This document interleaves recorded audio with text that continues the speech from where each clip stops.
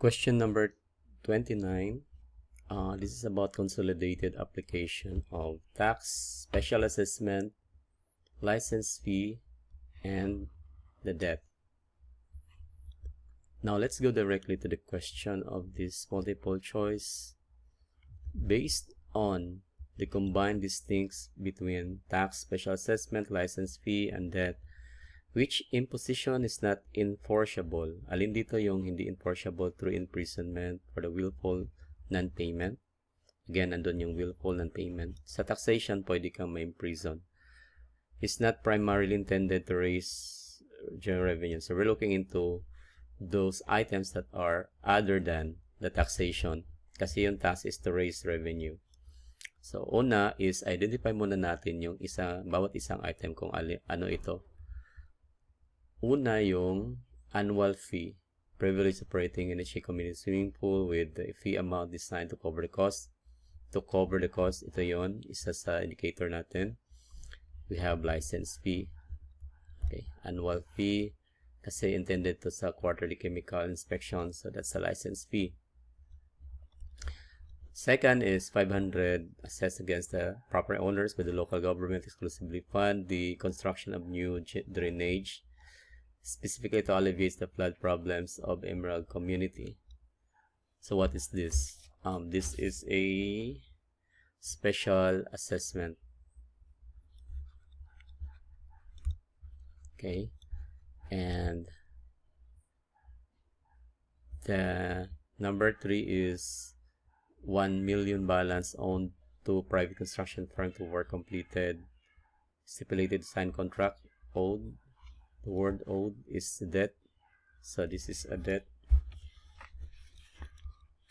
Setting, which can be settled by offsetting against. So this is a debt. What firms also, these two arises from two contracts, and they can be offset if they are both debts. They are of the same nature.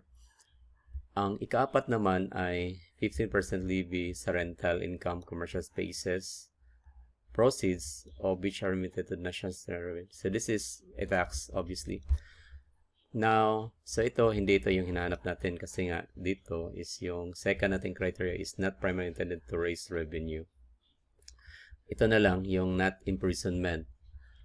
Ang license fee, hindi ito no imprisonment dito ha. Pag license fee, tandaan yan natin. Itong special assessment is, pagdating sa special assessment, mayroon itong, tingnan muna natin ha. Pag special assessment, this is with imprisonment ito kung hindi ka magbayad.